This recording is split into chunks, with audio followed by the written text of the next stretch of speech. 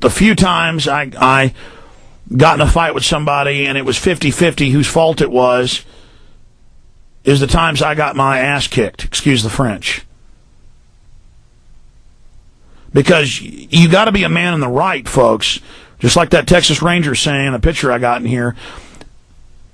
A man in the wrong can't stand up against a man in the right who keeps on a-coming.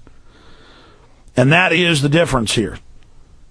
And we are dedicated, we are committed to this because we know we don't have a choice.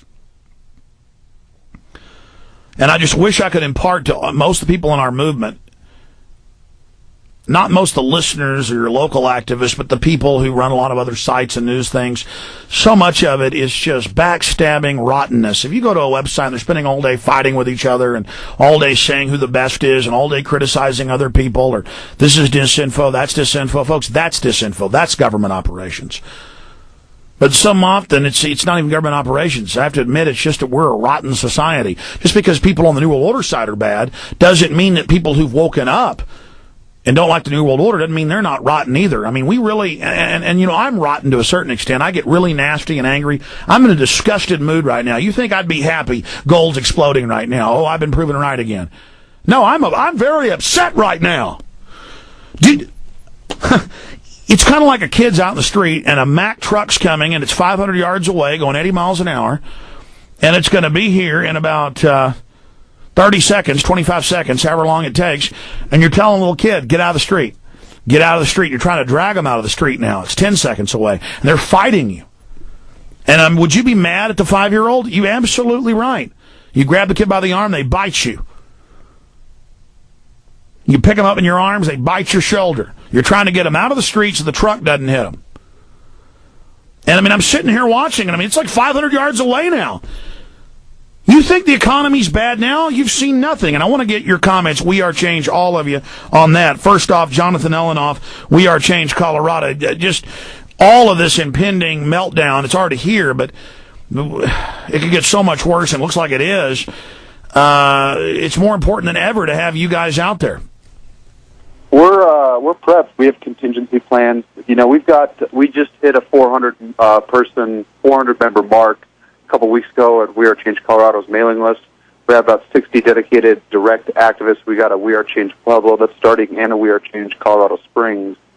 And we have a Boulder group that's already been started. They're not as visible yet.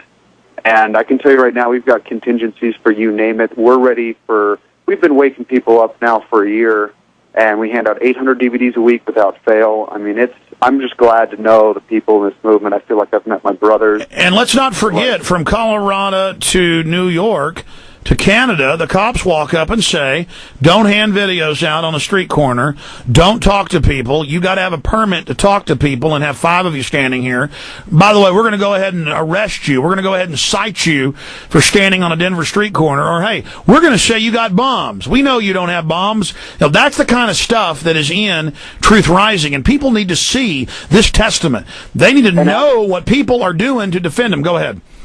Alex, I don't know if you got a chance to see on wearechangecolorado.org. It should still be up there. I went through the archived videos, and I remembered this. We went through and found it. We were on 16th Street Mall where one of our members, Rob, got arrested for handing out DVDs, and some local security guard had called the cops on us and said that handing out DVDs was illegal. And this was 4 months ago. Cops showed up.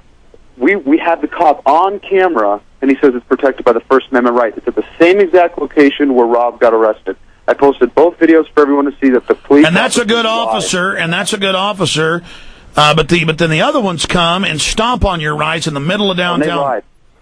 And they lied. They completely lied, and they didn't even begin to represent the law. They had 17 cops that showed up. It looked like it kind of looked like they were trying to provoke something, because all 17 cops, they had a whole bunch of cars, they made a big scene. They showed up, and then they had cops standing at all the corners next to all our guys, looking at them, staring them down in the face. And then they started arresting Rob, and Rob was completely cooperative. And it just kind of from... God, that's like a Nazi Germany, man. Let's go to Moulton, Nathan Moulton, Moulton Productions. You can just Google that, all the great stuff he does. We Are Change Calgary. What have you run into with your police up there? Have they been a little bit more observant of free speech? Mainly what happens to us is we get ragged on for filming, and in almost every instant Hold on, filming on the street while they're got surveillance all over you? Go ahead. Exactly.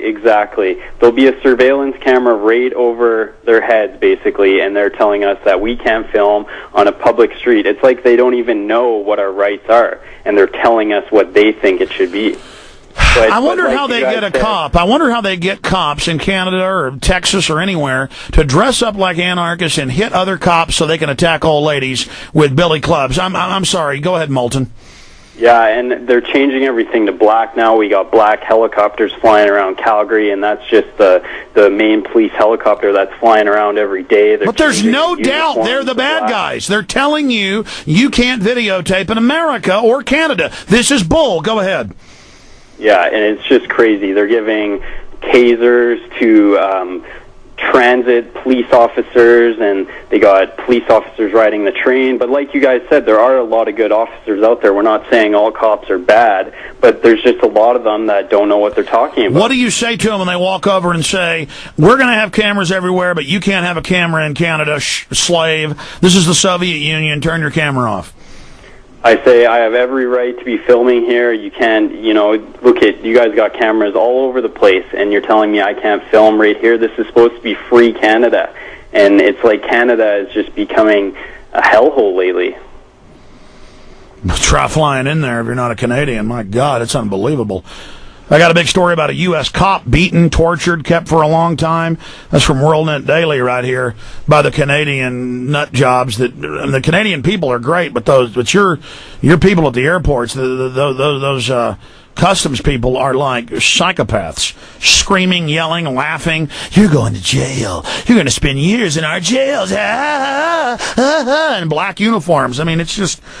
Oh, God help us. I want to take some phone calls here in just a moment, but you chime in, Anthony, from up there in We Are Change, Minnesota. What's happening with police up there other than the St. Paul police chief saying We Are Change has got the info? Well, we've definitely, last couple months here, turned our focus. We're definitely trying to get the public more aware, doing our street actions and stuff, but actually taking the time to talk to police. I mean, there was John McCain came through about a week and a half ago. Did two speeches, one in Minneapolis and one in St. Paul. That's where we actually talked to the chief. But between the two events, they probably had no less than 600 cops. And between the two events, probably no more than 300 people tops in the actual offense. And like I said, we spent most of our time not covering the BS inside that he was preaching everybody in there, but actually going out and informing the cops and just standing there and talking to them. And they literally did kind of the Imperial March where they kind of, as soon as his motorcade was going to leave, they walked over and blocked us off with a wall. And a couple of our members just kind of, I don't know, intuition just started humming the Imperial March theme song, and you could just see the look on some of the police's face that they just kind of made them stop and think about what they were doing there and why they're protecting something like this, and made it a point. Well, they just act like anybody with a camera, anybody with a protest sign is, oh my God, in America or England or Canada, the citizens are talking. They're oh my God, it's so scary. Just amazing. Let's go ahead and take some calls here. John in Idaho, then JJ, Dave, and Dana. Go ahead.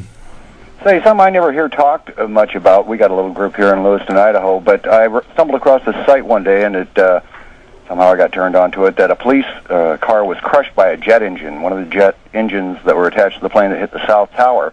So I did a search for jet engine crushes police car on 9/11.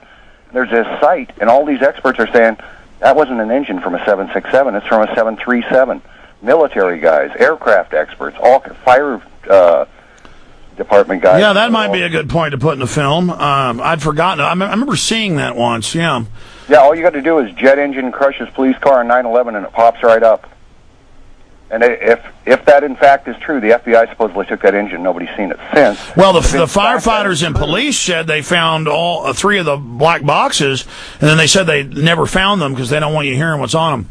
Right. Well, my point is that if it's true that was an engine from a 737, that proves cover-up.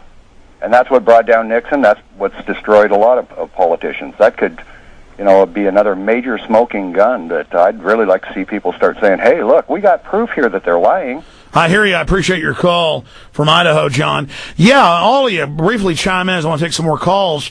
I mean, to see the parabolic, straight-up growth of 9/11 truth, and the fact that those that are still in denial are like, well, nobody believes that. And you can show them polls of 84% saying they believe they've been lied to, 36% 2 years ago saying pure inside job, 54% saying they believe the government's involved, depending on the poll. I mean, we got about half the people thinking inside job, and the other half are starting to question.